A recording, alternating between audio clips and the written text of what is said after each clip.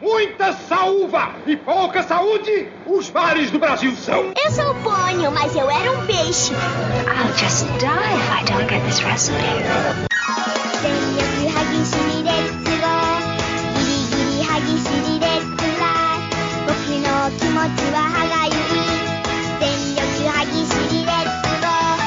O mundo vai explodir! Se tiver de sapato não sobra! Pode sobrar, não pode sobrar! Como estão seus sonhos? Forget it, Jake. It's Chinatown. Eu não quero ser seu amigo, Rick. Eu só quero um café da manhã. Será que é uma pessoa só? Não, Claire, é todo um coral mormon fazendo as ligações obscenas de Natal. Bom dia, cinéfilos! Estamos aqui no mais novo episódio do podcast Ponto Cego. Eu sou o Thiago, seu apresentador, e junto comigo está... Christian, aqui falando de Londrina. Como vão? Vamos falar do tema da semana? Hoje vamos falar sobre filmes metalinguísticos. Mas o que vem a ser metalinguagem? Segundo o dicionário básico de filosofia do Hilton Japiaçu e do Danilo Marcondes, o prefixo meta, significando além, após, acima de e também sobre, é utilizado na formação de vários termos que designam a passagem para o nível mais elevado ou abstrato de análise ou ainda uma investigação acerca de algo. A metalinguagem seria precisamente uma linguagem utilizada para se falar de outra linguagem, a chamada linguagem objeto, ou analisá-la. O discurso teórico ou científico sobre a linguagem seria, assim, tipicamente um discurso metalinguístico, na medida em que nele a linguagem é usada não para falar das coisas, mas para falar de si própria. No cinema, chamam-se filmes metalinguísticos aqueles filmes que buscam refletir sobre o próprio cinema, ou em que o cinema tem um papel de destaque. Exemplos existem desde muito cedo, dá para lembrar do filme Sherlock Jr., do Buster Keaton, ou O Homem com a Câmera, do Dziga Vertov. Dois dos meus diretores favoritos, que é o Sion Sono e a Inês Varda, fizeram vários filmes em que se analisa o cinema. Por um lado, nós temos o Bicycle Size, Into a Dream, Porque Você Não Vai Brincar no Inferno, Antipornô, Floresta de Sangue, Red Post on Asher Street, e por outro temos o Jacó de Nantes, Jane B., As 101 Noites, Vardar por Inês, As Garotas Fazem 25 Anos e muitos outros. Tem mais algum que você gostaria de citar, Christian? Eu tenho alguns, não é? Por exemplo, em 73, A Noite Americana, do Truffaut. Porque em A Noite Americana é exatamente as dificuldades, eu lembro a dificuldade inclusive de ensaiar o gato, no telhado, o gato andando, quer dizer, toda a consequência de você cruzar no mesmo dia, no começo, e a belíssima referência do próprio título, da história, que A Noite Americana é a técnica do horário de filmagem, de você inverter, na verdade, a noite, que na verdade você filma na aurora, mas você simula aquele início, o final da escuridão e o início da claridade do dia, você simula no cinema, na hora de filmar, como se fosse a noite, a penumbra. Então é um filme muito bom, porque mostra exatamente como se lida o cinema como forma mecânica mesmo, como peças. Outro filme que eu gosto muito da confusão que ele gera no roteiro, não tem como falar, que é O Crepúsculo dos Deuses, do Billy Wilder, de 1950, com a Gloria Swanson, o von Stroheim e o William Holden, porque, inclusive com ponta do Buster Keaton, no jogo de pôquer ali, mais ou menos no meio do filme. Porque é justamente o filme que lida com a questão da relevância da pessoa que acredita, que crê em si mesma, cria para si mesma uma aura, um personagem, não sai mais daquilo e literalmente, traz a personalidade para si, das telas, a questão da diva, que acompanha o tempo todo. E é engraçado porque um dos contrapontos, como se fosse um coro de tragédia grega, é a figura da aprendiz de roteirista, que pelo qual o personagem do William Holden se encanta, se apaixona, que ela fica como uma comentarista técnica do próprio roteiro, do próprio filme, algumas sacadas. Então o Billy Wilder, como sempre, genial. Outro que eu gosto muito, que é de 85, que é A Rosa Púrpura do Cairo, do Woody Allen. porque justamente ele traz a questão de transpor mesmo a silver screen, né, a tela de prata, onde eram projetados os filmes na época da Depressão, e basicamente o que é realidade e o que não é realidade, e a metalinguagem, ou seja, de brincar com o que é o cinema, a magia do cinema, a brincadeira do cinema. E eu acho, Thiago, sobretudo cabeça de diretor e de espectador, talvez o maior filme já feito dentro da cabeça de um autor, de um diretor, que é o 8,5 do Fellini. Que eu vi essa semana só. Eu tava demorando para ver esse filme e acabei vendo esse filme. Pois é, e ele é sensacional, porque literalmente é cabeça de diretor, cabeça de criador. É a pessoa que vê a todo instante o conflito, as musas, e tem que lidar justamente com o real também. Que a metalinguagem para o cinema, ou o cinema de metalinguagem é isso. É essa brincadeira de você estar vendo uma coisa reproduzindo uma realidade, mas que na gramática daquilo que está sendo visto é uma realidade em si. Então, quando você assiste um filme, basicamente você está vendo uma reprodução, um fake de realidade, para te provocar reações. Quando você assiste um filme metalinguístico, você está assistindo uma reprodução de uma pseudo-realidade para gerar uma sensação de estranheza. É como se fosse se olhar não em um espelho, um objeto, mas olhar em dois espelhos. O que mostra a frente e o que mostra o verso. Isso me atrai muito nos filmes que usam essa metalinguagem e que levam justamente aos filmes que serão comentados nesse podcast, né? No episódio dessa semana. Eu estava pensando, e aí eu estava lembrando que nós, aqui no programa, já conversamos de vários filmes que têm esse caráter metalinguístico, né? Um dos exemplos é o Desprezo, do Godard, né, que conta a história, né, do embate entre o roteirista de um filme contra o produtor. Você tem a própria adaptação do Godard da peça do Shakespeare, do Rei Lear, né? O Satoshi Kon fez vários de seus filmes calcados na metalinguagem, né, que é Páprica, Perfect Blue, Millennium Actress. A gente falou também do All That Jazz, do Bob Fosse. Maravilhoso filme. Sim. Falamos de Paixão e Sombras, do Walter Hugo Cury, né? O Blowout, do Brian De Palma, que busca mais falar da questão do trabalho do técnico de som, mas mesmo assim fala de cinema, e por aí vai, né? Parece que a gente tem uma certa fixação por esse tipo de tema. E acho que também os próprios críticos e os circuitos de prêmio, né? Porque se você para na lista dos grandes filmes, você tem esses mencionados e talvez um daqueles que se repete em várias listas, que é o Cantando na Chuva. E que especificamente brinca não somente com o aspecto de metalinguagem, mas com o aspecto de transição de linguagem. Né?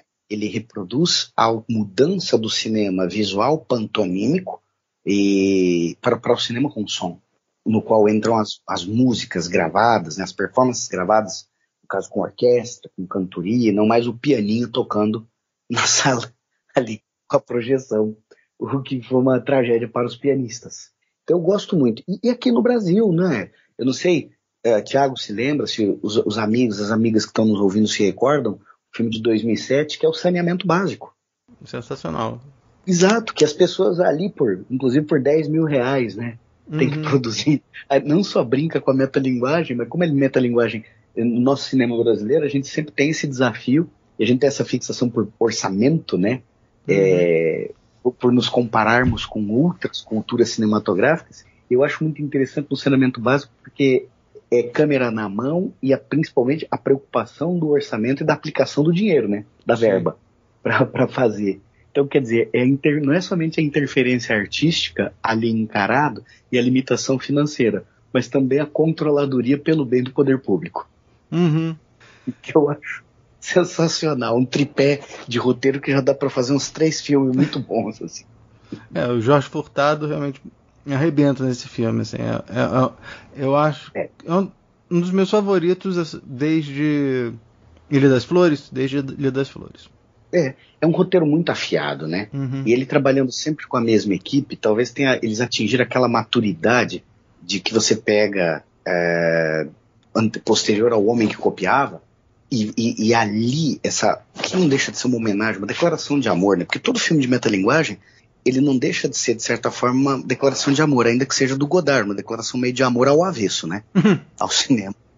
Ao cinema, às artes em geral, mas mesmo assim ele não deixa de ser. E eu acho que esse elemento afetivo, ou esse atavismo dessa pulsão, essa necessidade de expressão usando o cinema através da metalinguagem, tornam esses filmes, assim, não são filmes que você assiste e fica indiferente.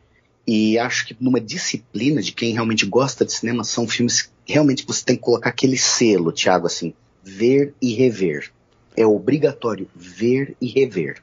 Porque, né, não é uma questão só afetiva, é uma questão que, por ser metalinguagem, é aquilo que eu falei, são dois espelhos. Sim. Você tem que contemplar a obra pelos reflexos que ela faz.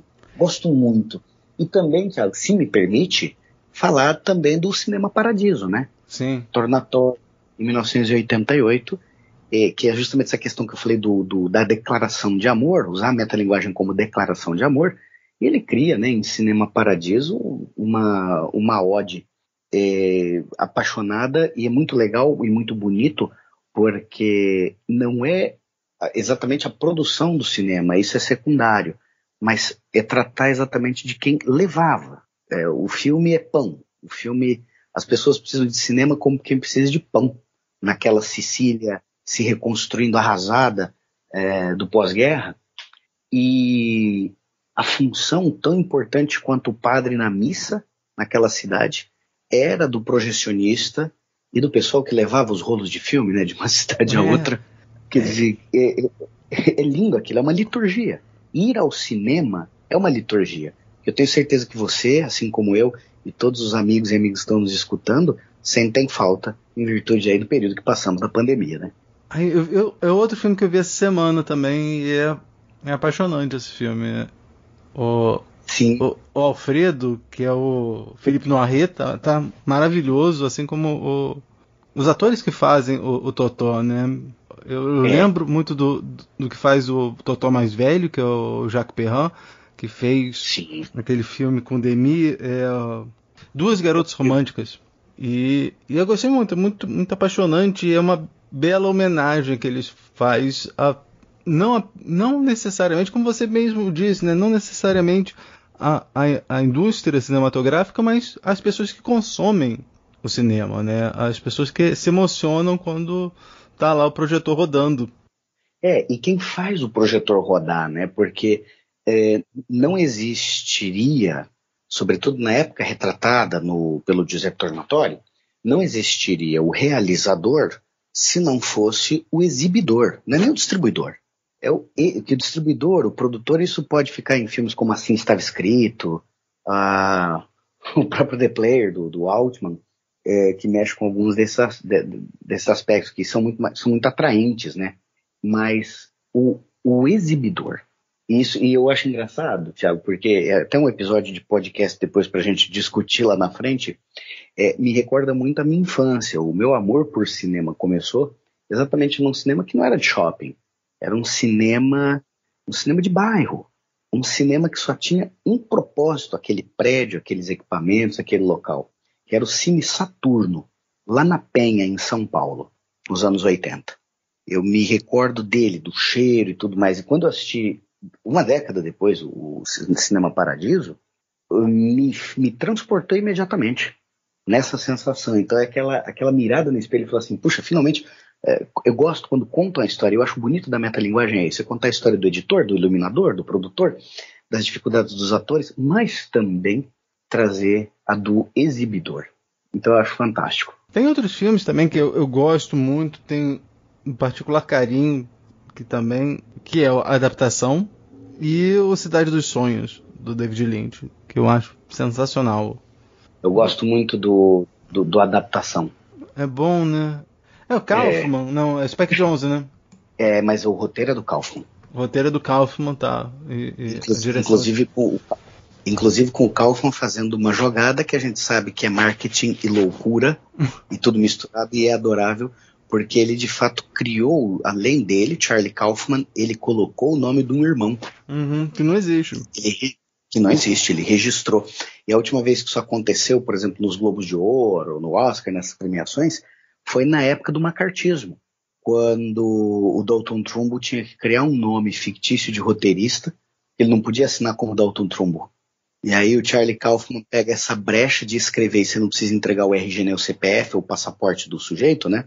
Ou ele ser necessariamente sindicalizado, você só dá o nome para inscrever no festival. O filme foi escrito pelo Thiago Miranda, foi escrito pelo Christian Tenori, quem somos nós na fila do pão.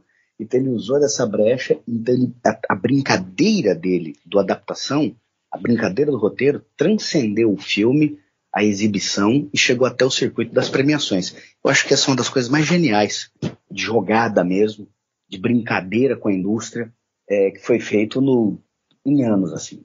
Em 2019, a gente também teve alguns grandes filmes que trataram desse assunto, né? Foi Era Uma Vez em Hollywood, do Quentin Tarantino, e o Dor e Glória, do Pedro Almodóvar, que eu acho que eu escolhi esse como um dos meus filmes favoritos de 2019. Sem sombra de dúvida, né? O Dor e Glória, do qual falei algumas coisinhas também num dos episódios passados. Escutem aí, vocês estão escutando o Ponto Cego, escutem os outros episódios que são sensacionais, né?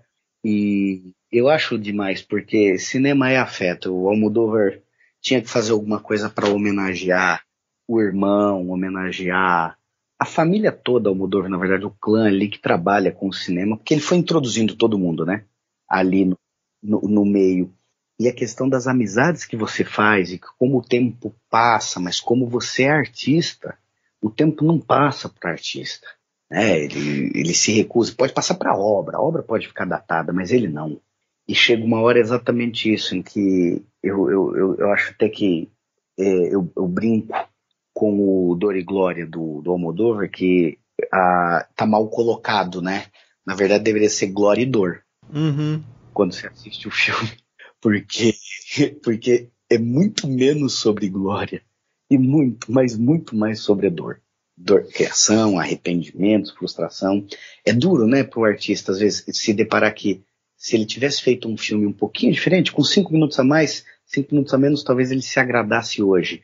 Aí você troca isso para a própria vida. Se ele tivesse embarcado no trem, não tivesse telefonado para alguém, não tivesse. E isso é muito mais doloroso do que glorificante. Verdade. Mas é belíssimo. É um filme belíssimo. E em 2020, que na verdade é o motivo para a gente estar fazendo esse episódio, o Christian, né, comentou comigo que ele tinha acabado de ver esse filme e falou assim, por que a gente não faz um episódio sobre filmes metalinguísticos? Eu falei assim, beleza, a gente pode sim.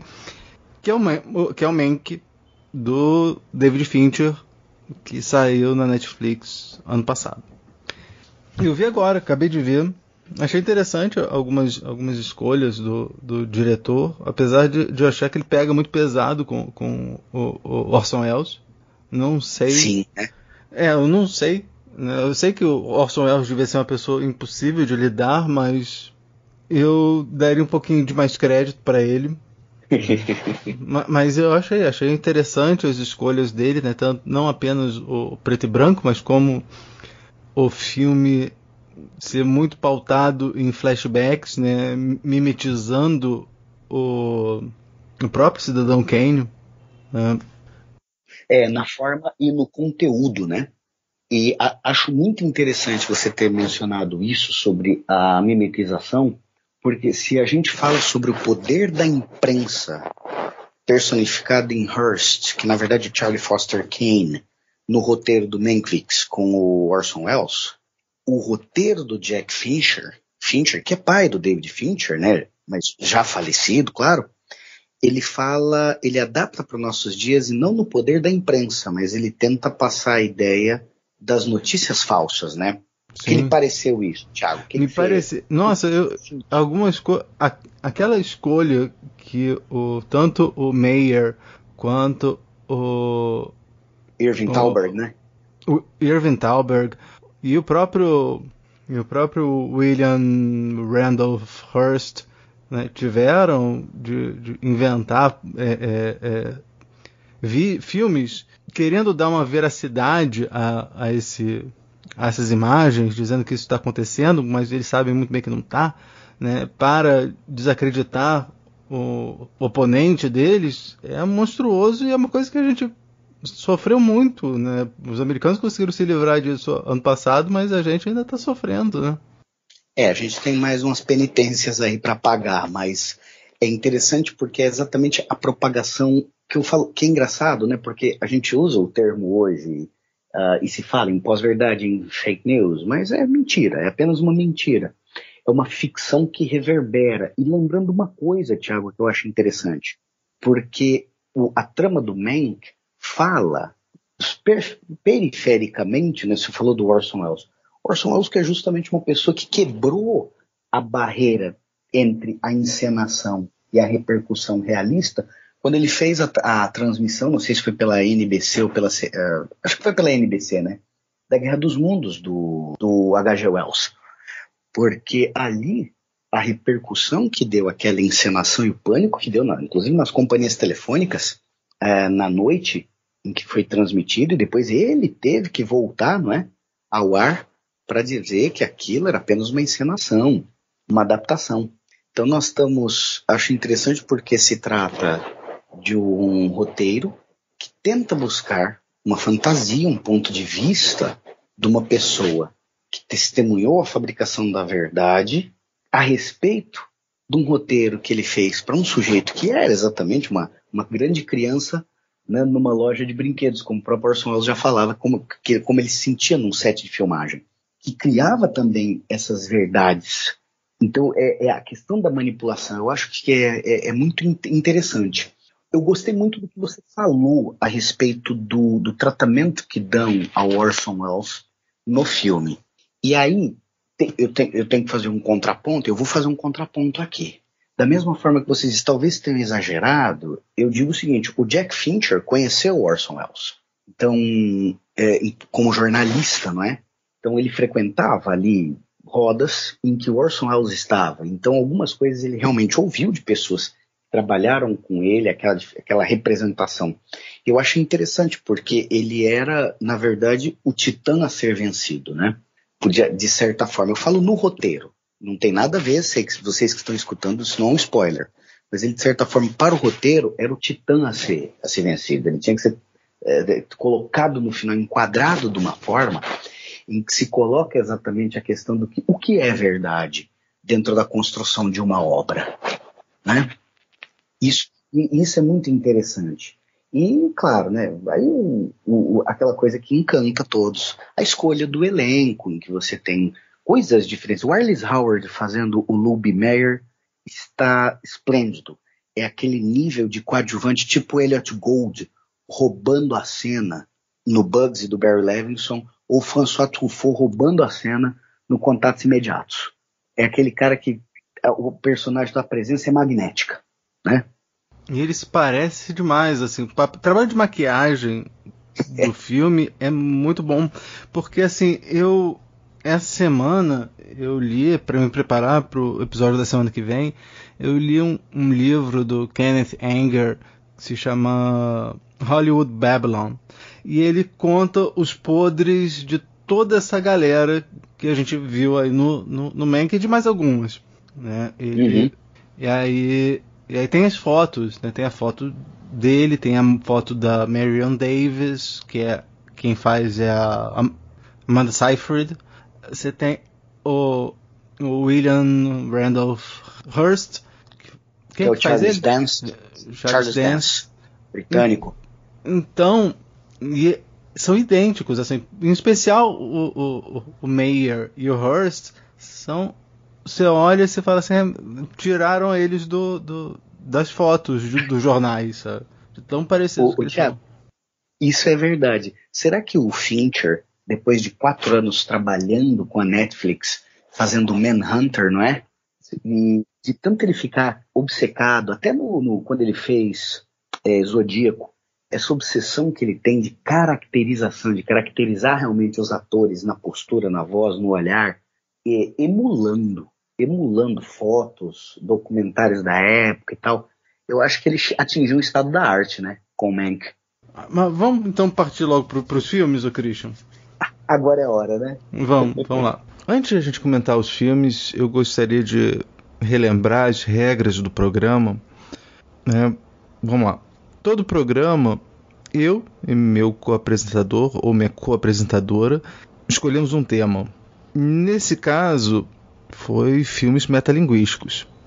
Então agora, o Christian escolheu um filme metalinguístico que eu não tinha visto para debater, e eu escolhi um filme metalinguístico que o Christian não tinha visto. Por isso que o nome do programa é Ponto Cego. Então, uma vez que nós já vimos os filmes, a gente vai conversar sobre eles. Christian, qual foi o filme que você indicou para mim? Eu indiquei para você uma das joias que eu trago no meu coração de cinéfilo, que é The Player, ou O Jogador, dirigido pelo Robert Altman, de 1992. Então vamos falar sobre o filme O Jogador, mas antes vamos ouvir o trailer. From director Robert Altman comes a story of Hollywood. I got a writer in here who's got a pitch I think you ought to hear. I think it's hot. We open outside San Quentin. The Graduate, Part 2. And Mrs. Robinson had a stroke, so she can't talk. It's gonna be funny? Yeah, it'll be funny. Griffin Mill is a hotshot studio executive. Yes! Angelica, Griffin Mill. Oh, hi. Good to see you. Malcolm McDowell. Hi, how are you? Hi, Berg. Good to see you. How you doing? He's heard every pitch. That's exactly right. It's Out of Africa meets Pretty Woman. He knows all the angles. We're gonna have to have a little sex in this, Miss Big. Yeah, sure, of course. We'll get it there. Slowly pushes her panties down to her knees. And all the players. Where are the stars? No stars. No stars? Bruce Willis. I want Bruce Willis. Not Bruce Willis. No Schwarzenegger. Julia Roberts. Now, he's about to star. How did this get here? They're coming from a writer. Hello, is David Kahane there, please? This is Griffin Mill. Who's the dead man? In his most unforgettable story yet. Stop all the postcards. I don't write postcards! I write postcards! This is a tough story. A tragedy. Not unlike Ghost meets Manchurian Candidate. The trouble is, Something you have to know. If you went to Pasadena with intent to kill, you could go to the gas chamber. it's not a movie. I'd like you to come down to the station. I would hate to get the wrong person arrested. Oh, please. This is Pasadena. We do not arrest the wrong person. That's L.A. It's his life. Are you seeing someone else? You took her to a party, Griffin, with several hundred of my best friends. Do places like this really exist? Only in movies. Robert Altman's The Player. Can we talk about something other than Hollywood for a change? Yes. We're educated people. Sure.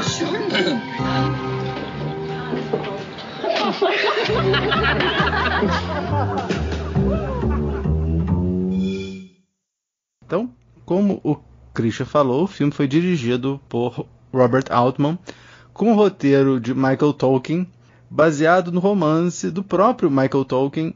Ele é estrelado por Tim Robbins, Greta Scacchi, Fred Ward, Vincent D'Onofrio e mais todo mundo de Hollywood. Eu estava vendo aqui, esse foi o filme, é o filme que teve mais atores e atrizes que ganharam Oscar em um filme, mais do que qualquer outro filme na história. São 12, quer ver? Cher, James Coburn, Louise Fletcher, Whoopi Goldberg, Joel Grey, Angelica Houston, Jack Lemmon, Marlene Matlin, Tim Robbins, Julia Roberts, Susan Sarandon e Rod Steiger. 13, olha, se você considerar, né, o Sidney Pollack, que não ganhou Oscar de melhor ator, mas ganhou Oscar como produtor e diretor. É muita gente. E era o que havia, era a nata da nata daquela Hollywood fazendo a transição dos anos 80 para os anos 90. E nós temos 15 atores e atrizes que receberam indicações ao Oscar, né? A Karen Black, Dean Stockwell, Michael Tolkien, o Gary Busey, Peter Falk, Terry Garr, Jeff Goldblum, Elliot Gould, Sally Kirkland, Buck Henry, Sally Kellerman, Burt Reynolds, Nick Nolte, Richard E. Grant e Lily Tomlin. É impressionante, né? A gente pega... Não, quando eu assisti esse filme, e eu vou pelo critério de antiguidade, eu assisti no cinema, tá? Esse eu assisti no cinema. A gente ficava perdido contando o pessoal. Era uma galera da escola, tudo maníaco por cinema. Então a gente ficávamos ali. E é impressionante. Então, depois de ler esse elenco maravilhoso, assim, o que a gente pode falar sobre a sinopse, né? Um executivo de estúdio, pressionado por uma série de fracassos de bilheteria consecutivos, começa a receber ameaças anônimas. Obcecado com essas mensagens, ele mata o roteirista que acredita ser o responsável e tenta driblar as investigações policiais. Eu gostei bastante. O filme é uma grande brincadeira, né? Ele começa irônico. O filme começa realmente irônico, que você tem uma cena em plano sequência de 8 minutos, né, fazendo referência a filmes com plano de sequências clássicos, como Marca da Maldade, Festim Diabólico. Então a gente vai ter uma cena inicial em que as pessoas estão andando e a câmera vai acompanhando elas, e aí as pessoas vão falando, mas a Marca da Maldade teve uma plano de sequência de 6 minutos. Vai para outras pessoas e aí elas estão falando de como o Festim Diabólico foi sensacional porque só teve, 6 cortes, 10 cortes. E aí esse filme também esse começo faz realmente uma grande referência aos planos de sequências de antigamente. E uma tônica desse filme é justamente que eles estão falando do estado em que se encontrava Hollywood na época, né? Você vê as ideias porque o Griffin Mill é um executivo de estúdio que é o responsável pelos pitch meeting, né? Que é aquilo que, se você tem uma ideia para um filme e quer que um estúdio financie esse projeto, você procura esse tipo de executivo para vender a sua ideia. E você nota que é sempre uma reciclagem dos antigos clássicos, né? Então você tem o próprio Buck Henry, que é o roteirista do Primeira Noite de um Homem, propondo para ele fazer um Primeira Noite de um Homem 25 anos depois. Numa premissa completamente absurda. Com a Julia Roberts. Quase como se fosse assim. Os anos 60 foram zoados, mas os anos 90, em termos de apelação e drama, são muito piores. Ele propõe praticamente assim, uma novela mexicana, né? Sim. Como sequência. No destino que ele quer dar à senhora Robinson. Pois é. E aí uma outra pessoa vai e propõe, né, que é um filme com a Goldie Hawn, que é uma mistura deuses devem estar loucos, exceto que em vez de ser uma lata de Coca-Cola é atriz, né? Aí a pessoa vai falar assim, é mistura de dois amores com uma linda mulher. Aí vem um outro e propõe aparece um outro e vai propor um filme com Bruce Willis como senador, que aí ele tem poderes mediúnicos, aí ele vai falar que é uma mistura de Ghost com o Manchurian Candidate. Né? Então você vê que assim, Hollywood está sempre se reciclando, sempre pegando os mesmos temas e trazendo eles de volta, né? Faz a gente pensar agora, nessa altura da minha vida, me faz pensar o seguinte, Thiago. De tudo que eu assisti, sobre tudo que veio do cinema americano e mesmo de um cinema britânico, cinema anglófono, mas um pouquinho também do cinema francês, italiano, que queria entrar um pouco mais no comercial no mundo, me faz pensar o que não devia ser divertido as reuniões de brainstorm, né? Uhum. Entre roteiristas tentando vender para executivos de estúdio, qualquer que seja, tipo Dino De Laurentiis. Eu lembro sempre dos filmes do Dino De Laurentiis, porque imagina o seguinte, ele fez Conan, depois fez a Sônia Vermelha, né? Red Sonja, depois fez o Aventureiro disso, e sempre fazendo a reciclagem da reciclagem. Ou ainda nos tempos daqueles filmes bem trash da Canon, que fazia aqueles filmes assim, se a pessoa lançava Caçadores da Arca Perdida com Harrison Ford, eles lançavam o Richard Chamberlain, misturando Indiana Jones com Rudyard Kipling e mais um pouco com o Alan Quatermain. Então, esse espírito de reciclagem, que é um espírito assim farsesco, de picaretagem mesmo, que você tem nos estúdios. E porque não é, né? O glamour tá no tapete vermelho, tá no que a gente vê nas premiações, mas por trás realmente é a disputa, são as frivolidades e o desespero de quem quer só se manter no jogo, né? Escrevendo, produzindo. à custa de qualquer coisa, à custa inclusive de transformar o ridículo em sublime. É engraçado não, mas uma coisa que me chamou a atenção nesse filme é a diferença, né, de como as coisas foram indo, né? Porque a gente tava falando do Mank mais cedo, né? E o Mank e outros filmes que buscam retratar, né, os anos 20 e 30 de Hollywood. Eu recentemente vi um filme chamado Return to Babylon, inspirado nesse livro que eu li essa semana, né, do Kenneth Anger. E esses filmes, tem outros filmes que buscam refletir os deuses do cinema, usando a expressão do Anger, né, que ele chamava de deuses do cinema, de Golden People. Era essa expressão que ele usava, né? Todas essas pessoas, esses atores e atrizes, as primeiras estrelas, né, que tinham um status de divindade, né, lá, e aí as coisas foram mudando, né, para o ponto de agora você tem o Griffin Mill, que é uma pessoa normal, assim, não é um gênio, não é um Fritz Lang, né, não é um Willy Wilder. Ele é um...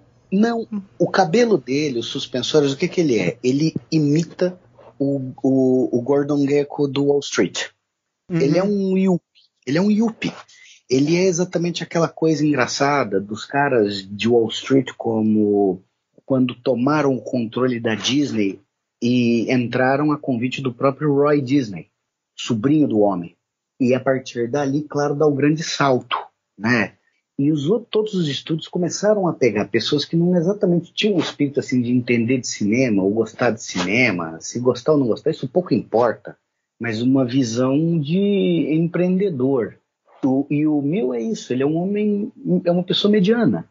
Uhum. Ele não é nem galã, nem talentoso, nem de memória. Ele não tem iniciativa, ele escuta. Roteiristas, ele sequer deve ter amor por aquilo, tanto que ele é de uma frieza com a Bonnie, né, com a namorada dele no começo, né, e é um namoro corporativo, né, não um namoro artístico. As relações dele não são relações artísticas, são relações corporativas. E eu acho engraçado, o cabelo do Tim Robbins, a roupa que ele usa, eu falo, ele reproduz, né, o Michael Douglas. Que na verdade é isso, ele é um braço financeiro, ele é um braço de planilhas, ele é um braço de contabilidade, ele é um Joe contador, num cenário caótico de artistas e pessoas sanguíneas. O que você achou da atuação do Tim Robbins no filme? Eu gosto muito. Sabe por quê? Note o seguinte, como ele muda, ele começa, eu acho muito interessante porque certos atores, até por uma questão de personagem, começa meio canastrão e termina humano. O Robbins, ele é humano até certos momentos. E ele termina canastrão. Ele vira exatamente a síntese dos heróis que ele vendia nos roteiros que ele aprovava e produzia. Então eu acho que isso é uma sacada que um ator do porte do Tim Robbins, não só de altura, mas aquela cara dele, né, de ser uma pessoa muito... um cara comum, né? Robbins tem isso. Ele consegue passar e ele praticamente, assim, ele vai se agigantando à medida que a confusão, que as mentiras, que tudo vai transformando, enfim, à medida que ele vai atravessando um redemoinho. Uhum. Então, em vez de se humanizar, ele se torna exatamente isso. Ele se torna mais que o The Player, ele se torna o The Winner, né? Sim. Então eu acho genial. Aí eu não sei se é o roteiro, claro, é a virtude do roteiro, é a virtude do diretor, porque o Altman também não é um diretor tão palatável assim, você sabe disso, desde Nashville e até Gosford Park. Ele adota aquele negócio de abrir a câmera em plano aberto, microfone captando tudo, e as pessoas falando atravessado, né? O roteiro dele não tem muito travessão, tem atravessados. E é a graça. Você que construa o diálogo. Ele solta 3 diálogos na tua frente e diz assim, pesque. Ele deve ser o pesadelo, os filmes dele deveriam ter sido os pesadelos dos dubladores, né? Das equipes de dublagem no mundo. Eu acho que o pessoal do Steamen na cabine ali da dublagem e cortava um dobrado ali com ele. Então a virtude do Altman é essa, em relação à atuação do Tim Robbins. Eu gosto muito, porque ele faz exatamente o contrário. Ele se desumaniza, ele se desfragiliza e ele se torna canastrão. E eu acho isso uma tacada, assim, só para traçar um comparativo, já que você falou entre ator e diretor e colaboradores, né? No filme seguinte que Altman fez, que foi Shortcuts, um filme de 3 horas, juntando vários contos do mesmo autor, tudo se passando na Califórnia, na grande Los Angeles, o Robbins está totalmente diferente, fazendo um policial que é, salvo engano, piloto de helicóptero da polícia de Los Angeles, casado com a Madeleine Stowe. Totalmente diferente. Né? Uma interpretação não de canastrão, de canalha mesmo, mas muito boa. Então, assim, eu gosto muito da interpretação. Não, eu gosto muito dessa coisa do The Player, do Robbins no The Player, porque é justamente isso. Ele, ao invés de ser de plástico para humano, ele começa até humano, com dilemas, fraco, e ele se torna canastrão. Eu acho isso genial. Uma outra coisa que eu adorei no filme é como que os pôsteres, os enquadramentos dos pôsteres, eles conversam conosco, né? Então, sempre que tem alguma situação de perigo, a câmera vai para um pôster que tem assim, tipo, perigo escrito, né? Até tem uma hora que justamente que é quando acontece o que tem que acontecer, né? O confronto do personagem do Tim Robbins com o personagem do Vincent D'Onofrio, e aí você acha que vai acontecer alguma coisa, e aí a câmera mostra assim, tipo, um pôster falando assim, something is waiting. Aí você acha assim, vai acontecer alguma coisa.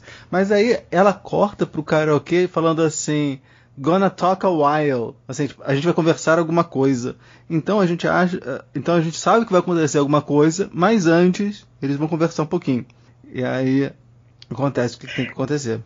É uma delícia, né? Porque isso aí brinca com as cartelas dos filmes mudos. Sim, exato. Que preparavam o espírito, né? A emoção.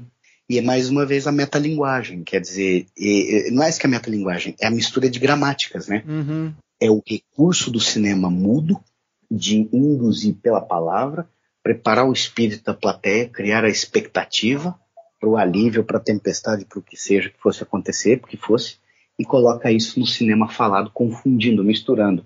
É genial.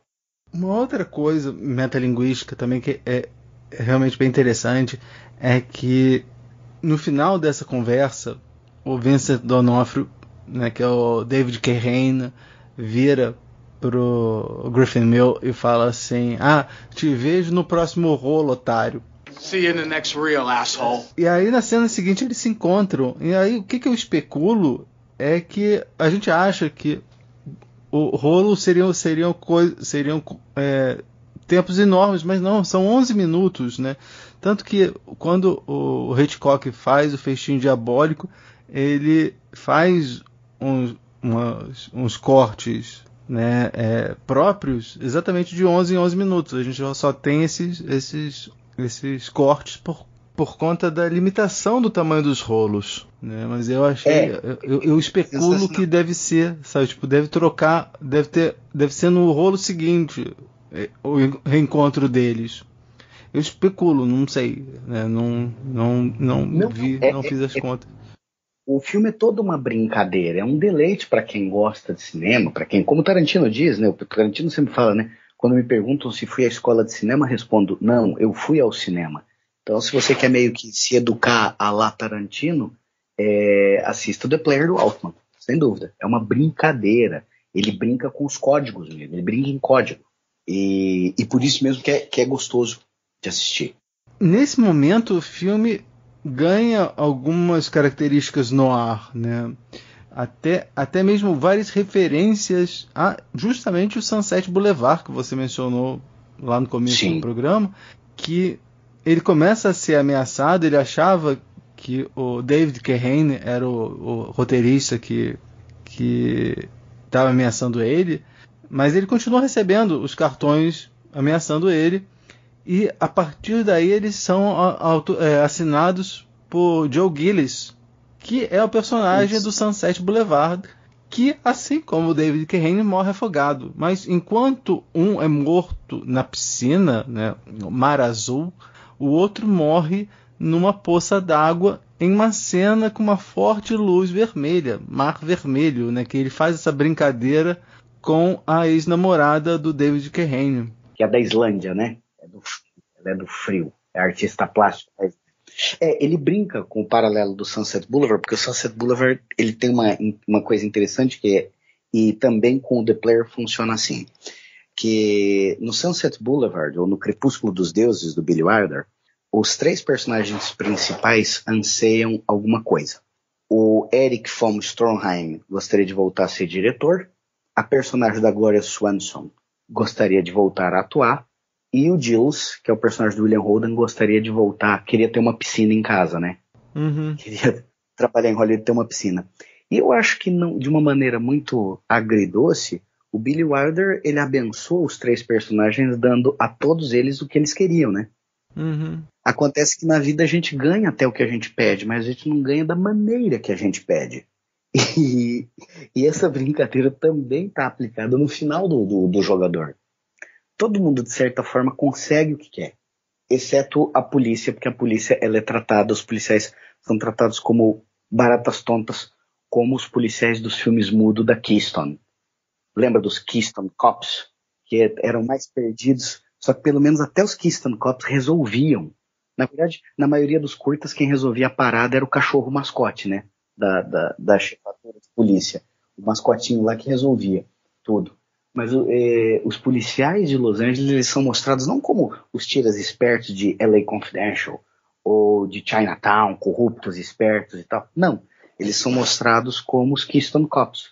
Eles perseguem sempre chegando atrasado e sempre fazendo atrapalhada.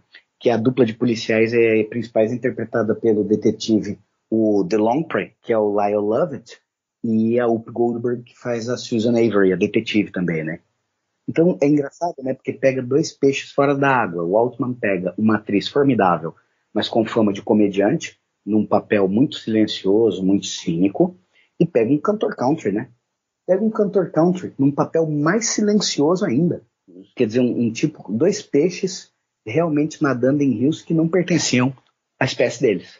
E eu acho isso, essa inadequação do poder, a inadequação do braço da lei com o que acontece no universo dos deuses do cinema, eu acho isso fantástico, Thiago. É quase como se fosse assim, como se como se fosse em Homero. Você tem o universo do Tim Robbins, o universo do David Carradine, o universo dos artistas, que é o Olimpo, e os policiais são os humanos, que na verdade pensam que estão perseguindo alguém quando, em verdade, você observando de fora, eles são só os joguetes. Eu acho isso, o Michael Tolkien, ele foi maldoso, né? Ele é maldoso no livro e maldoso no roteiro. Ainda bem. Um outro assunto que eu gostei bastante é que no meio do filme o Griffin Mill encontra com um roteirista e com outra pessoa, que é o Dean Stockwell, e eles têm uma ideia para ele, e aí propõe a história do habeas corpus, né, que é aquele filme que ia ser um drama da vida real, que ia ter, né, que era a história desse promotor que estava cansado de só pegar minorias, só prender minorias, e aí ele promete que a próxima pessoa, né, branca que ele for prender, ele vai conseguir a pena capital. Mas aí ele se apaixona por ela, e aí, né, ele fica nessa dúvida se ele defende ou se não, mas aí ele acaba condenando ela, e aí ela é condenada à câmara de gás, mas aí depois descobre que ela não tinha realmente cometido o crime que ela estava sendo acusada, né, tinham armado para ela, e aí ele tenta resgatar ela, mas quando ele chega ela já está morta. Sim, porque era para ser um final realista, era para quebrar paradigma. Era uma coisa para pegar prêmios. Eu quero prêmios, a gente vai... E não vai usar ator famoso. Exatamente, não era para usar. De repente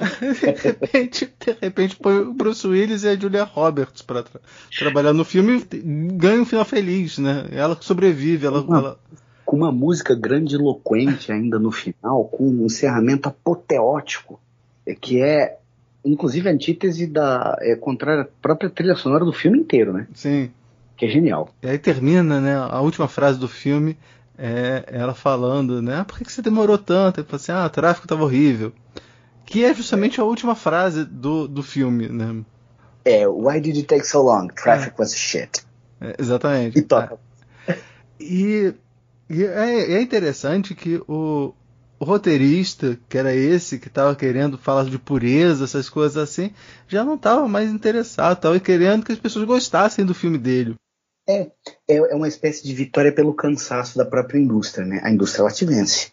O Altman, muitas vezes, ele tentou ser um outsider, mas quem é que é outsider realmente em Hollywood, né? Se você pegar a história das grandes distribuidoras e do pessoal, mesmo de India Mursk da vida, a gente trata eles aqui como outsider, mas a verdade, quando os caras estão lá, não são exatamente assim, né?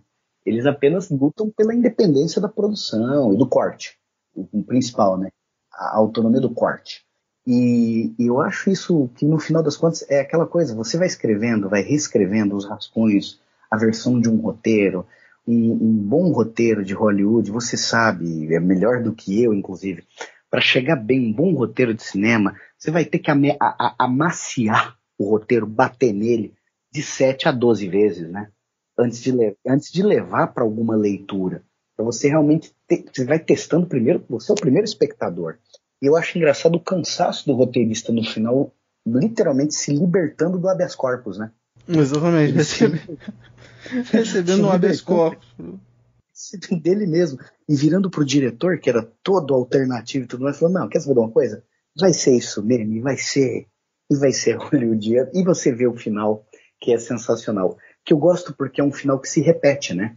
Você tem o final, mais uma vez, a questão da metalinguagem, você tem o final do que eles rodaram, esse projeto que vai acompanhando a saga do personagem do Griffin Hill nesse inferno que ele atravessa até o triunfo, e o filme fica pronto, e no final o encerramento do próprio filme, que é feliz, é solar, é florido, tem promessa de vida, né? Quer dizer, abandona-se todo e qualquer cinismo que você tinha do começo, da ironia, do cinismo do começo, para no final entregar o mais doce escapismo na vida de todos, dos sobreviventes, claro, né? Dos sobreviventes. Porque o David Carradine não tá bem, né? Não, ele teve mesmo destino do Jules, coitado. Ele foi do Billy Wilder, ali no filme do Billy Wilder. Pra encerrar, então, olha, eu gostei demais do filme, principalmente das escolhas metalinguísticas que o Altman fez, né? Né, ele falando sobre... ele discutindo, né? Ele apresentando para nós um filme que se torna meio que um filme noir, mas ao contrário daquilo que eles não podiam fazer nos filmes noir, né? Que era que o filme noir clássico, pelo menos, né? Você ainda estava sob o jugo do Código Reis, né? Então todo criminoso tinha que pagar pelo crime que ele cometeu, né? E nesse não, né? Nesse você tem uma mudança nesse sentido. E algumas escolhas, né, estilísticas, né, a questão do plano de sequência, enquanto eles comentam sobre o plano de sequência, a questão dos cartazes, a iluminação, eu achei muito bacana e gostei muito da interpretação desses dois gigantes, literalmente falando do cinema, que são o Vincent D'Onofrio e o Tim Robbins. Os dois são altíssimos, né? São jogadores de basquete. São da linha. Christian, muito obrigado pela indicação. Não, eu que agradeço, Thiago. Sabe por quê? É afetuoso para mim. Foi um dos filmes que eu assisti muito jovem no cinema. E eu digo para você uma coisa que eu confesso. Eu sinto muita falta do Robert Altman. Eu sinto muita falta de ter um Robert Altman fazendo filme, de um filme dele, sabe? E é isso que acontece. Os artistas morrem, né? A obra fica e a gente avança. Mas a gente não tem mais oportunidade de ver o que o cara faria numa outra década, num outro contexto. E é um dos preços que a gente paga de viver muito e assistir muitos filmes, né? Uhum. Eu sinto muita falta mesmo dele. Falo isso de coração. Então, assim, eu me sinto muito alegre, feliz de poder falar dele, da obra dele, para que os nossos amigos escutem e assistam. E quem gostou desse filme, um outro maravilhoso dele, que é aquele Long Goodbye, como é que é o nome em português? É o Longo Adeus? Com Elliot Gould. É um perigoso adeus, né? Tem esse perigoso adeus que é muito legal. É uma versão neo-noir, né? Você tem uma aventura do Philip Marlowe, né? Que é esse personagem que foi criado pelo Raymond Chandler, né? Começando lá no Big Sleep, né? Que a beira do abismo, como eles chamam, né? E aí com o Humphrey Bogart, aí depois você tem o Robert Mitchum, interpretou ele, o Elliot Gould interpreta ele nesse filme. É um filme muito legal, assim, é um dos meus favoritos do Altman. Inclusive um dos primeiros filmes que aparece o jovem Arnold Schwarzenegger. Exatamente, ele ele aparece. Ele tá como Arnold Strong, eu acho que é o nome que ele isso, tá. que era o nome que ele usava, né? A época ele não assumia o nome austríaco dele. É um daqueles filmes assim, o Altman fez. E o Gosford Park também, né? A gente fala de Nashville, Gosford Park, a MASH, muito filme. Cara, o próprio Shortcuts, cara, é muito bom. O Altman é muito bom. Vamos passar, então, para o próximo. Vamos? Qual foi o filme, Thiago, que você escolheu para mim? 5 Obstruções, de 2003. Vamos conversar sobre 5 Obstruções, logo depois de ouvirmos o trailer.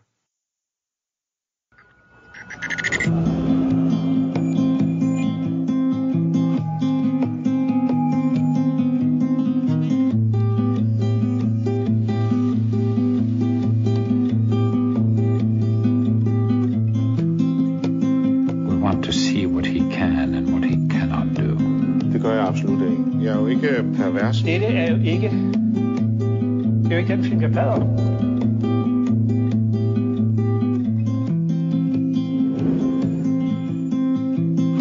Is he perfect enough? Or not entirely? Det var nok givet. Ja.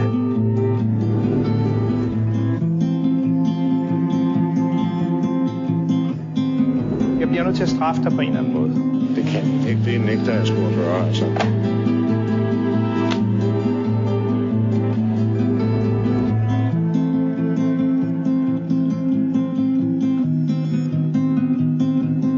I would like to know something more about him. The perfect human. That's just something we say. While hoping he can do what we say he can do.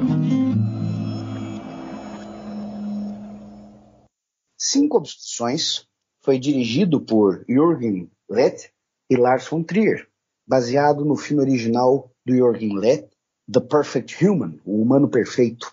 E eles trabalham basicamente assim, no filme, basicamente, o Jürgen Leth e o Lars von Trier.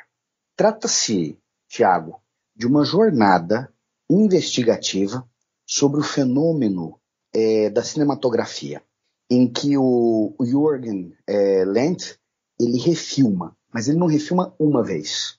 Ele apresenta 5 versões, 5 vezes ele refilma o próprio curta-metragem que ele fez anteriormente, The Perfect Human. Então ele pega o The Perfect Human e dirige 5 versões dele dentro de diretrizes, de obstruções, de limitações, baseadas em limitações que são propostas, impostas, na verdade, pelo diretor Lars von Trier. Então, é uma espécie de filme-desafio ou documentário-desafio, com o resultado exatamente de mostrar o seguinte, eu comparo os 5 Obstruções a como se fosse um documentário em que você chegasse para um escultor e falasse assim, faça a escultura de um cavalo, que nós vamos filmar o seu processo. Mas só que é o seguinte, a partir de agora, dessa escultura, você vai fazer 5 com os materiais, com as técnicas que nós vamos passar. Então, assim, eu acho muito interessante porque ele vem de 2003, né? E isso significa que... O que significa o ano de 2003 dentro, para quem gosta, acompanha, tem curiosidade de acompanhar, sobretudo o Lars von Trier. Significa que ele já, no cinema, ele já passou, pelo menos passaram-se 4, 5 anos, desde que eles propuseram o Dogma. O Dogma, como muitos dos amigos aí devem saber, ou se lembrar, ou não, se não se recordam, aqui vai, ele foi exatamente um documento feito por cineastas entre os dinamarqueses, o Lars von Trier e o Thomas Vinterberg, e basicamente eles tinham a proposta de fazer filmes despidos, filmes que representam, vamos dizer assim, obstruções, ou na produção ou na finalização.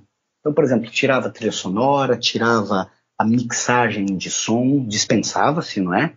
E você criava filmes crus, principalmente com o fato, o Anthony Doddy Mantle, que era o diretor de fotografia do Thomas Vinterberg, que foram os primeiros filmes rodados e ampliados para celuloide, num processo muito doido no final dos anos do século passado, que era exatamente você filmar em digital, sem limite, porque as câmeras eram pequenas, permitia, você colocava um cabo de vassoura, né, Tiago?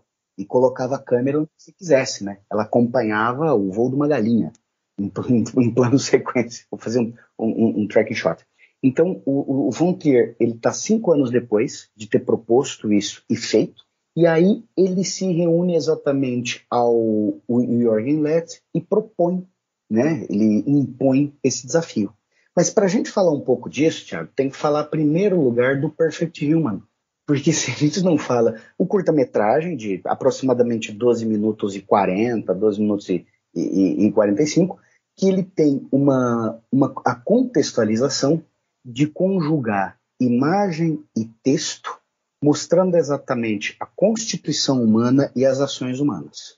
Ele é feito em branco e preto, ele tem trilha sonora, ele tem direção de fotografia, ou seja, ele tem todos os elementos que não são obstruções artísticas, né? Não representam. Ele é muito feito no contraste mesmo do branco e preto, que fica aquele cinza com branco, na verdade. Eu acho que torna muito mais interessante. E ele vai mostrando as interações, desde a constituição física, como eu falei, até as aspirações humanas, inclusive o sexo, exatamente para mostrar entre mulher e homem, entre dualidade, todas as coisas que um ser humano faz, inclusive os atos, né, de comer, das refeições, de consumo. E ele usa 2 atores, né, um ator e uma atriz, justamente para mostrar. E tem isso. Tem essa. Não é um filme não é um curta-metragem para mostrar o humano perfeito, só para dar uma ideia. Ele passa a impressão de não ser um documentário de vida selvagem, uma narrativa. Ele passa, na verdade, mais a impressão de ser como se estivesse mostrando um protótipo, né? Uhum. A venda de um protótipo do ser humano perfeito. Que justamente no final, ao final do curta-metragem, ele já não é mais apresentado nas coisas que faz, mas nas coisas que sente. Na passagem das coisas, do seu destino, daquilo que pode ou não ser caprichoso, da felicidade, dos prazeres que vão e vêm e que passam rápido. E é exatamente isso, quer dizer, na verdade ele expõe como se fosse vendendo um protótipo da mulher e do homem, do humano perfeito. Em verdade ele mostra só a condição humana. Eles são perfeitamente humanos, né? Completamente. E é interessante porque, na verdade, salvo engano, é de 1967, né? Então ele vem num movimento contracultural, antiestético, contracultural. Então tá lá atrás, na juventude, em verdade na juventude, né, do Jürgen Lett. E é interessante a nota, por que foi feito em 2003 os 5 Obstruções? Porque esse filme, esse curta-metragem, O Humano Perfeito, é o filme favorito do Lars von Trier. Sim, e o Lars von Trier também ficou sabendo que o Jürgen Lett estava sofrendo de uma depressão profunda lá no Haiti, né? E aí o Lars von Trier quer, sabe, fazer isso daí para meio que dar uma balançada nele. Ele tem admiração, naturalmente, né? Um contato, ele é um admirador, ele como admirador, e ele vai fazer, na verdade, entrevista com o cara, e aí fica sabendo disso e propõe o desafio, que justamente aí aparece as 5 obstruções. E é exatamente para tirar o artista do marasmo, Para tirar a pessoa do marasmo, o que ele faz? E é por isso que ele está classificado aqui na metalinguagem. O que acontece nas 5 obstruções, no 5 obstructions dele? Ele literalmente convida, e o Jürgen Lett tira desse marasmo, tira dessa inatividade e fala, agora é o momento de te propor, não quer reinvenção, não quer nada. Porque se a gente falasse uma coisa dessa pro Lars von Trier, acho que ele xingava a gente, né, Thiago? Mas ele falava, vocês não sabem de nada, vocês não estão... Não, na verdade ele simplesmente falou assim, eu te desafio, eu quero te tirar, eu quero te tirar, causar desassossego. E aí ele pega e diz assim, eu quero que você faça 5 versões do Perfect Human, do humano perfeito. Mas, como se fosse um Mephistófeles, para dar, digamos assim, o título da originalidade, da genialidade em todas as artes pro Jürgen Lett, o Lars von Trier, eu acho que isso ele ia gostar da gente falando, né? Como se fosse um Mephistófeles, ele pega e apresenta 5 obstruções. Então, cada versão deveria ser feita dentro de um desafio, documentado, isso é importante, né, Thiago? Filmado, né, no diálogo entre eles, documentado em cada versão desse curta-metragem. É o seguinte, Jürgen, você vai fazer dentro dessas condições. E quais são as 5 obstruções? Vamos começar. Agora a gente começa. Vamos à primeira. A primeira é a seguinte, o remake deveria ser feito num local específico. E o local específico que o Von Trier tira da cartola, até porque é por causa da proximidade com o Haiti, é a ilha de Cuba. É em Cuba. Mas não é somente atravessar ali o Caribe e rapidinho do Haiti a Cuba. Era preciso fazer sem um set, portanto sem um soundstage, um isolamento, e cada uma das tomadas não deveria conter mais do que 12 frames, 12 quadrados ou 12 quadros. Isso dá assim, um corte cada meio segundo. Praticamente. Porque são 24 por segundo, né? Para dar. Exatamente. Quer dizer, ele praticamente reduz pela metade. O que deveria ter 12 minutos e 40 passa a ter 6 e 20, né? Corta pela metade. E ele deveria fazer respondendo, quer dizer, a proposta do filme original, que é exatamente essa contestação, essa desconstrução do ser humano. Então, quer dizer, refaça o seu filme, mas sem o set, quer dizer, não era fechado, lembrando ou relembrando para quem já assistiu e quem for assistir, o Perfect Human, ele é feito em fundo branco, né? Ele é feito em estúdio. Então quer dizer, não, agora vai ser feito assim, ó.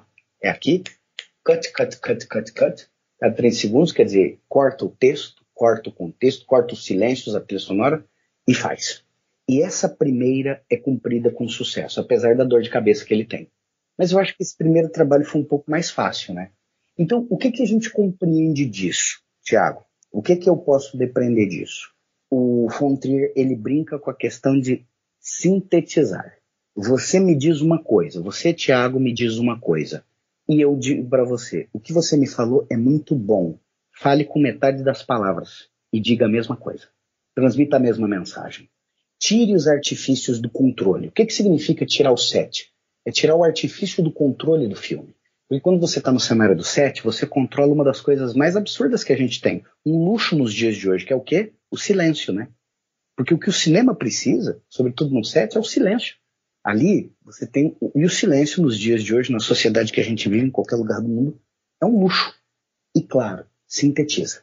E ele cumpre de maneira satisfatória. E o filme mostra isso. É muito bacana, né? A primeira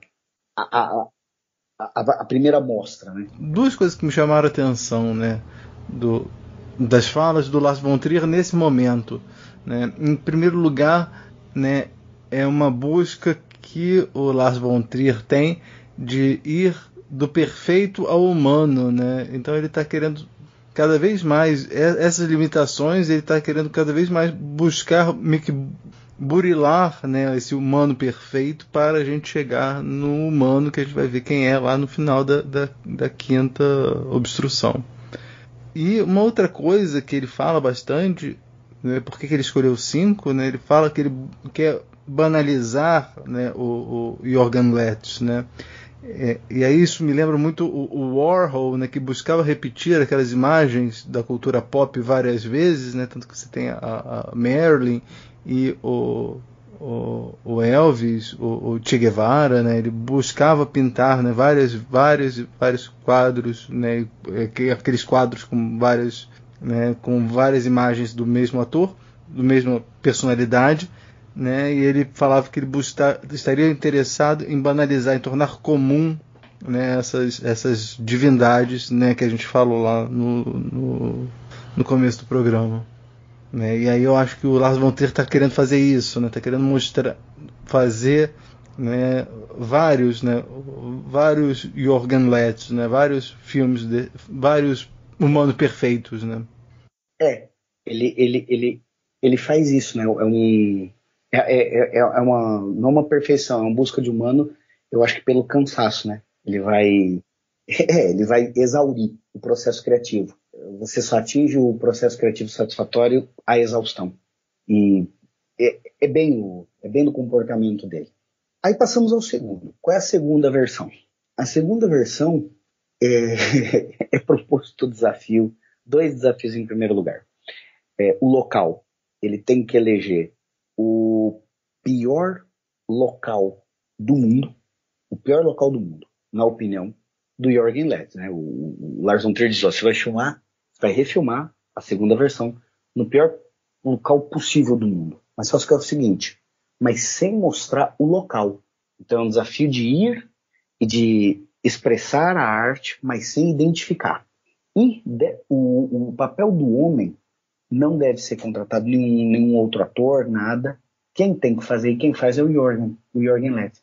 Ele que tem que interpretar. E tem que haver a inclusão aí do alimento, né, da refeição, mas sem a mulher. A mulher é excluída. E o Letts aí, ele faz o filme em Mumbai, na época Bombaim, hoje Mumbai, parcialmente, né, através de um anteparo, uma espécie de um vidro que separa dos transeuntes, das pessoas. E as pessoas assistem aquilo, como se fosse uma instalação. Então o humano perfeito do Jürgen Letts é mostrado, reproduzido, dessa vez com uma centena de humanos, no segundo país mais populoso, ou pródigo em número de humanos do mundo, e com as pessoas assistindo a performance. Isso demonstrado nos cortes e tudo mais que se vê ali. Então você tem uma segunda versão que é exatamente colocar esse humano perfeito, não no isolamento do set, do estúdio, mas com outros humanos, sendo observado com outros humanos. E dessa vez é um Adão, né? Solitário. Um Adão. É um humano perfeito e solitário. Então, mais uma vez, é o foco, como o Thiago, você falou, que Lars von Trier busca exatamente chegar no Jürgen Letts, na essência do artista, usando o cinema, recriando a segunda versão da criação. E nessa segunda versão, ele está só, observado por humanos, mas ele está só. E esse eu acho que é o pesado, a versão mais pesada, né? Porque você vê, né? O Jürgen Letts mostra como o pessoal lá de Mumbai tá miserável, tá passando fome, e aí ele comendo. Ele tem que reproduzir exatamente o humano perfeito. Então ele tá ali naquele plástico, né, no anteparo, e pulando, fazendo todas as coisas, né? Uhum. E de smoking, né? Sim, e uma coisa que o Lars von Trier fala nessa parte é que ele busca colocar a ética do observador à prova, né? Os filmes do Lars von Trier têm essa tendência de revoltar, né, as pessoas que assistem. Tem. Eu acho engraçado porque ele é sádico, né? Ele se diverte com a má fama ou a má ideia que as pessoas têm dele. Uhum. E aí, quando ele escolhe uma coisa dessa, ele está querendo causar algum sentimento na gente que está assistindo, não apenas no Jürgen. Não, no final, o mal-estar dele ali está registrado e é passageiro. O nosso fica. Exatamente. Porque ele, ali no momento, estava pensando em roteiro, em iluminação, é um processo, mas ele está olhando para o interior da lente da câmera e escutando o barulhinho do rolo, comendo os fotogramas um a um, né? Daquele jeito. E atrás dele, consciente que existe barulho, que há pessoas, e há pessoas numa condição que é cultural, estrutural, inclusive nutricionisticamente falando, né? Uhum. Diferente dele. Então, quer dizer, é o humano perfeito no meio de quem? É um humano perfeito para quem? Uhum. Porque ele ali está sob o escrutínio de pessoas de uma realidade cruel, de uma realidade diferente e cruel, de desvantagem. Eu acho cruel, foi sádico mesmo, né? Uhum. Mas fazer o quê? O Jürgen Lett escolheu. Aí é que tá, não foi o Lars von Trier que escolheu, né? Não. Então, ele só falou pra ele escolher no lugar mais miserável que ele conhecesse. Pior lugar que ele conhecesse, ele foi. E fez. Quer dizer, e o foco só nele, né? Não tem a mulher. O corte fica... Já fica com 2 obstruções aí. Nesse daí, o Lars von Trier não gostou. Não, ele não gostou. Falhou. Ele falhou porque ele tinha dito que era para não mostrar as pessoas, né? O Jürgen Lett, ele põe essa barreira transparente, né? Mas aí a gente acaba vendo as pessoas, né? E não era para mostrar. O próprio Lars von Trier fala, ficou muito melhor do que eu pedia, mas não foi isso que eu pedi. Quer dizer, ele foi promovido para baixo, né? E aí ele dá 2 opções, né? Ele fala assim, ou você volta para Bombaim e filma de novo, ou então eu não vou dar obstrução nenhuma. A terceira obstrução é a liberdade total, você vai ter que fazer alguma coisa nova sem eu me meter. E aí no final ele opta por refazer, né? Só que aí ele filma não mais em Mumbai, ele filma em Bruxelas. E aí ele vai usando com alguns efeitos de tela, né? Sim, um split screen, né? Ele usa efeito de edição, não de filmagem. Quer dizer, ele usa um pouquinho da liberdade. Eu achei estranho essa terceira... Porque eu acho que é uma terceira que foi anulada. O Von Trier teria ter preparado outra coisa, mas diante da insatisfação dele, do objetivo que não foi atingido, ele acaba derivando. Até porque a proposta era essa, né? Eu acho que ele não tinha nada escrito mesmo, foi tudo no improviso. Ele fala, quer saber, tinha pensado num negócio, você fez, eu não gostei, eu vou te penalizar, ou você refaz, ou faz com liberdade total. O Lars von Trier cria uma situação que, na verdade, o Jürgen Lett, ele entra, ele não sai da zona de conforto. Veja só, ele volta, ele fala, não, eu estou sob o domínio, é o leão domado. Ele é o leão, o Lars von Trier é o domador, fala, não, você não gostou? Eu não vou ter liberdade total, eu vou fazer o que você pediu, tá? Eu vou fazer de novo. Eu acho isso muito interessante. O humano perfeito, ele quer aceitação, né? Ele quer aceitação não na liberdade, ele quer aceitação diante da pessoa que ele quer agradar, que ele quer socializar. Se isso foi programado, Thiago, se isso foi forçado e programado pelos dois, é de uma genialidade extraterrestre, né? Uhum. Se isso tudo foi programado, é genial. E aí, depois de fazer essa terceira, ele vai para quarto. E o quarto eu acho que é o interessante, porque é uma animação, né? Na verdade, não é uma animação, é a captação, o processo de rotoscopia, no qual se filma e se preenche as versões animadas dos fotogramas, né? Então se filma primeiro e depois se pinta. Quer dizer, na verdade é uma animação, mas não é um desenho, né? A diferença do cartoon, né? Do feito, a rotoscopia basicamente é isso. E é sagrada o Von Trier, justamente porque na animação ele apresenta efeito de luz e sombra e mais dinâmico, né? Ele pega e vai colocando, fica algo mais suaviza, fica algo mais suave.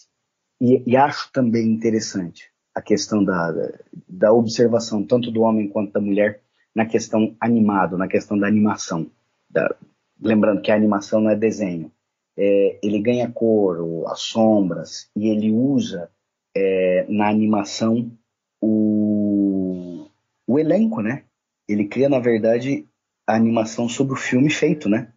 Então, assim, não é que ele refaz, ele só dá cores e dá uma nova iluminação, uma nova cor na quarta tarefa. Essa quarta tarefa é cumprida com sucesso. Uma coisa que é interessante falar é quem faz a animação, quem faz o trabalho de rotoscopia é o Bob Sabiston, que foi quem trabalhou fazendo a rotoscopia lá no Waking Life, que a gente mencionou 3 programas passados. O filme do Richard Linklater, sim. Exatamente. E, assim como o outro lá, aquele Scanner Darkly. Foi o mesmo animador que fez. Porque o Sabiston, ele não só trabalha com animação de coisa, ele trabalha à mão, né? Ele trabalhava já com a questão de programas de computador para fazer. E ele tem experiência, né, do MIT, de ter trabalhado no laboratório de mídia, de computação do MIT. Então, assim, ele é um cientista da arte, né? É um artista cientista, um cientista da arte. Eu acho isso um bom... É uma técnica muito, muito legal, porque em 2003 ainda parecia algo assim, e mesmo hoje com toda a tecnologia, a rotoscopia, ela confere uma humanidade nos traços muito diferente, por exemplo, de você fazer o ser humano todo animado no computador, como a Pixar faz, né? Então, o detalhe dele se barbeando, comendo, se movimentando, com as cores ao fundo podendo ser as linhas, as marcas de expressão sendo manipuladas, mais grossas, mais finas. E você, como é rotoscopia, você está pintando, você controla a luz, controla a cor, você cria bandeiras, né? Isso é muito bonito. Assim, lembra o Andy Warhol, né? Você lembra o Andy Warhol. É muito bacana. E uma coisa que me chamou muita atenção é que essa obstrução responde uma crítica que o Lars von Trier tinha feito, né? Que ele tinha dito que nenhuma das obstruções anteriores tinha marcado ele. Ele não ficou marcado por nenhuma. E aí, nessa animação, ele vai refletir não apenas sobre o original, mas de todos os outros, né? Todas as outras obstruções anteriores se fazem presente na quarta obstrução. É porque a animação não tem limite, né? Qual é o limite da animação? A animação é justamente isso, a possibilidade do artista da animação. Ele dá uma animação, no aspecto da visualização, ela é o mais próximo que você tem de realizar tudo que você põe no texto. Na animação você pode fazer isso. Eu acho que há muitos anos eu vi uma entrevista do Luc Besson falando a respeito disso, que ele diz assim, olha, um filme, você pode até fazer um filme sobre um outro tema tal. Por exemplo, uma animação, você pode fazer uma animação sobre uma fruta. Você pode fazer animação sobre um pé. Então essa ausência de limite por causa da técnica da animação, que você coloca literalmente o ponto de vista, a câmera onde você quiser, e controla a cor e tudo mais, dá esse impacto. O humano perfeito, ele ganha cores novas. Cores que não são humanas, né? Cores que não são humanas. Eu acho isso muito legal. O humano perfeito é visto sob uma ótica que nenhum humano comum ou perfeito ou imperfeito tem. Muito legal. E é o som de Tom Jobim, né? Do Corcovado. Sim. Tem uma determinada hora que eu falei assim, peraí, não tá tocando música brasileira? Tá me soando familiar. E é mesmo. Mas é uma das coisas, né? É a brincadeira do som, da edição de som. Você bota o que quiser ali e pronto. E até uma forma de acarinhar, né? De agradar. Porque nessa altura do filme, com as reflexões, ele tá cansativo, ele tá pesado já. Isso não quer dizer que não tá bom, pelo amor de Deus, não é isso. Mas ele tá pesado, você já tá falando assim, ok, falta só mais uma. Agora, se você já tá cansado de assistir isso e ficar pensando, você imagina a pressão em cima do Let e do próprio Von Trier, né? E aí vem a quinta obstrução, que é uma obstrução de sentido. Porque, na verdade, de sentido e recriação. O Lars von Trier faz a versão dele, né? Mas aí o Let tem que ler, tem que gravar, não é? A voz sobre a visão do Lars von Trier. Então, quer dizer, a realização, a materialização é do Von Trier, mas o voice-over, a voz, o pensamento é do Jürgen Let. É quase como se fosse consciente e inconsciente, temporal e espiritual se encontrando. Acho isso genial, quer dizer, ou seja, o último versão do humano perfeito é exatamente a junção dos seres humanos, né? O meu jeito de ver e a sua voz, a sua ideia, minha ação, a sua voz sobre o meu texto. É a integração. Eu acho isso sensacional. E com isso ele completa. Depois, quando você vê esse filme, você vê tanto de pirraça que o Lars von Trier faz com o Jürgen Letts, você pensa assim, cara, o Lars von Trier cansa de falar que o Jürgen Letts é uma inspiração para ele, é uma pessoa que ele admira, que ele gosta muito. Imagina, ele faz isso com alguém que ele gosta muito. Imagina com você que ele não conhece, o que ele vai fazer? Exatamente. Mas é uma coisa assim de crença. Em nenhum momento o Von Trier duvida. Em nenhum momento ele duvida. É quase como se ele fosse assim, uma declaração de amor, dizendo assim, olha, eu te admiro, eu vou te botar nos limites que não sei se você aguenta, mas a sua falha é digna de louvores. E porque você não sente, eu não sinto um clima, por exemplo, não há um clima de hostilidade. Não há um clima de... E mesmo a cobrança, não é uma cobrança assim, é bem dirigida, né? Assim, a cobrança dizendo, olha, faça assim, eles ficam discutindo a questão da estética, das cores, e a questão de se você vai ou não me agradar, se vai ou não agradar, fica em segundo plano, né? Na verdade é exatamente isso. É usar o cinema, qual o limite de se recriar? E eu acho muito interessante, Thiago, porque todos que estão ouvindo, porque no The Player do Altman, você destacou exatamente a questão de como se reciclam as ideias nas discussões dos roteiros, de como um filme do roteirista, passando pelo produtor e os executivos do estúdio, pelo diretor, e o roteirista se vende, inclusive até modificando o final, que é o caso do habeas corpus no Jogador do Altman. E aqui nós temos um exemplo que é um documentário sobre um processo de criação e recriação.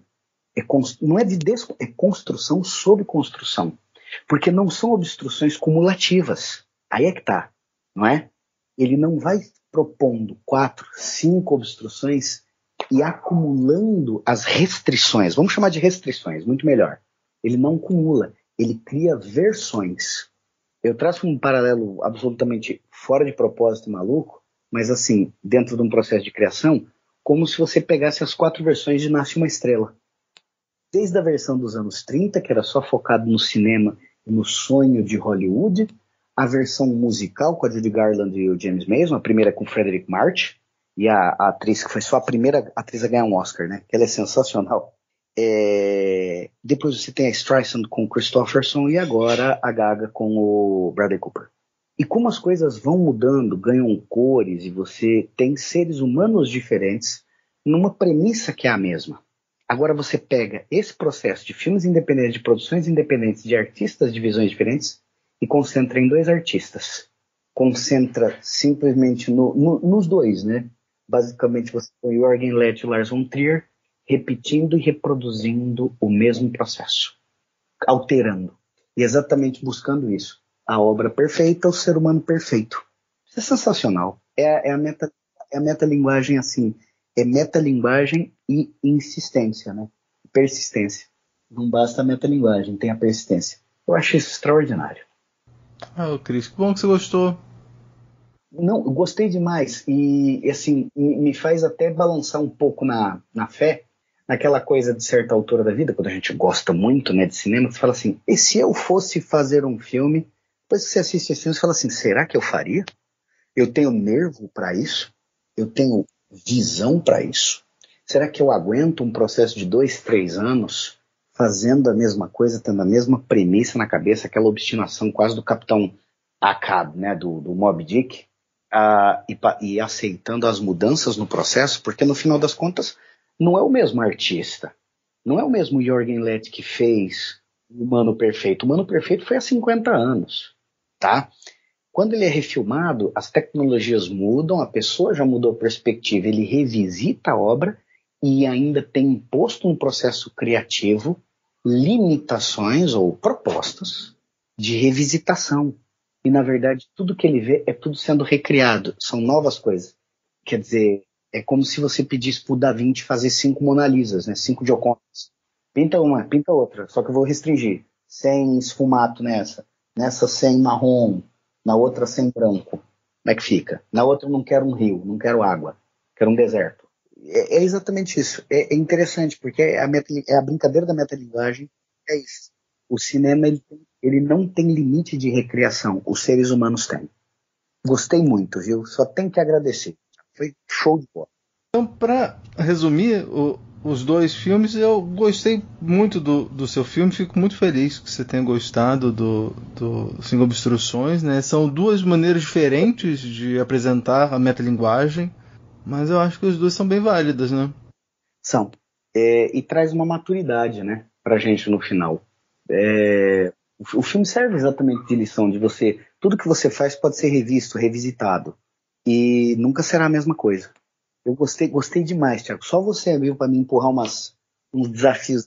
Porque fiquei matutando isso de terça-feira para cá e não parei mais nisso e falei, bom, não sei se volta a escrever poesia, mas ficou muito bom. Então, vamos agora falar sobre streaming no quadro. Tem na Netflix. Tem na Netflix? Tem no Netflix? Tem no Netflix? Tem na Netflix? Tem na Netflix? Tem na Netflix. Então, Christian, qual filme você viu recentemente em alguma plataforma de streaming que você gostaria de recomendar pra gente? A minha recomendação da semana tem na Netflix. É legal a gente estar nesse episódio já, né? Em 2021, porque nós vamos começar a pegar aquelas temporadas de premiações. E eu assisti Pedaços de uma Mulher, ou Pieces of a Woman. E posso te dizer que, produzido pelo Martin Scorsese, não é? E, sobretudo, tem o Shia LaBeouf no elenco e a Vanessa Kirby. E posso lhe dizer, assim, que o trabalho, principalmente dela, além da Ellen Burstyn, o trabalho feito, né, pelo diretor, que é o Cornier Mudscraw, com o roteiro da Kata Weber, é excelente. Foi uma das coisas, assim, mais... Ele é cru. Não é feio, filmado feio, como, por exemplo, Maridos e Esposas, do Woody Allen. Também não tem aquela dinâmica do Maridos e Esposas. Ele é um pouco, plasticamente, um pouco mais palatável, tá? Sobretudo os tons azulados, pastéis da fotografia. Mas é um filme carregado por duas atrizes. É quase como se fosse, assim, uma competição de gerações entre a Ellen Burstyn, uma veterana queridíssima, sua, minha, não é? E a Vanessa Kirby, descolando um pouco dos filmes de ação e demonstrando os dotes dramáticos que ela tem, e pode ter certeza que é um nome que nós vamos ouvir falar muito ainda em filmes, tanto no circuito independente americano, europeu, como nos filmes comerciais. Legal, eu adoro a Ellen Burstyn. Ela tem performances assim que são sensacionais, não é? E é engraçado porque ela transita desde o começo da carreira dela nos anos 60 para os anos 70, naquela nova Hollywood, né, dos anos 70, ou seja, num cinema que compatível com o que seria o cinema independente hoje, mas depois se tornou de indústria, e depois, naturalmente, ela, quando começou também a produzir certas histórias, certos filmes entre os anos 70 e 80. Então ela tem uma história interessantíssima, uma filmografia interessante. É bom ver. Eu não gosto de falar muito assim, usar termos como é bom ver um retorno, um resgate deste ou daquele nome. Nomes como Ellen Burstyn, para quem gosta de cinema, não precisam disso, né? Dessa condescendência. Mas é um filme forte, rapaz. Ele pega no coração, mas pega principalmente no estômago nosso. E as performances, assim, chega quase no docudrama. Parece quase não uma interpretação, marcação. Em algumas cenas parece mesmo que eles estavam encenando, não uma dramaturgia, mas encenando um documentário. Trata-se de uma produção do Scorsese e dirigido pelo húngaro Cornel Mundruczó, chamado Pieces of Woman. E eu vi um filme que tem no YouTube chamado Do Terceiro Clima à Sétima Arte, do Davi Monsores. Esse filme foi editado e montado pela Thaís Vieira, né, que esteve aqui com conosco no episódio quando a gente falou sobre o Carlos Reichenbach, é uma pessoa queridíssima, e foi ela que me indicou esse filme e eu adorei. Foi uma coincidência muito feliz ela ter me indicado esse filme justamente nessa semana, porque esse filme tem uma qualidade metalinguística, porque esse filme fala do cinema em Miguel Pereira, né? Porque Miguel Pereira recebeu o título de terceiro melhor clima do mundo, então por isso que eles falam assim, terceiro clima, a sétima arte, né? E aí eles vão falando sobre o cinema, né? Como é que tinha o cinema. A parte do depoimento do projecionista me lembrou demais as histórias que o Tornatore conta lá no Cinema Paradiso. No Cinema Paradiso. E aí fala sobre a questão dos cineclubes que existem, né? É um curta muito bacana, se chama Do Terceiro Clima à Sétima Arte, eu recomendo. Christian, você tem algum meio de contato? Se alguém quiser entrar em contato com você, como é que eles fazem? Tenho sim. As pessoas podem entrar em contato comigo em Christian, sem H, com N, christian.tenório, @pucpr, PUC Paraná, pucpr.br. E Twitter, Instagram? Sim, no Twitter, né? Como o pessoal diz assim, né? Estamos no Twitter, visite-nos no Twitter. No Twitter eu sou né? Cristenório 1977. Cristenório 1977. Perfeito. Agradeço muito ao Christian, não apenas por ele ter vindo aqui, mas como por ele ter sugerido esse tema, que realmente foi muito profícuo, deu uma discussão muito legal. Então, Christian, muito obrigado. E muito obrigado a vocês que escutaram a gente, né? Não se esqueça de mandar feedback para nós em podcast.cego@gmail.com. Você pode visitar nossa página no Facebook, né? Mande sugestões, críticas, elogios e compartilhe com todo mundo, pois quando se trata de cinema, todo mundo tem um ponto cego. Daqui da Rua Pareto, eu sou o Thiago. E daqui da Rua Olímpio Teodoro, em Londrina, eu sou o Christian. E este foi o podcast Ponto Cego. Movies are art.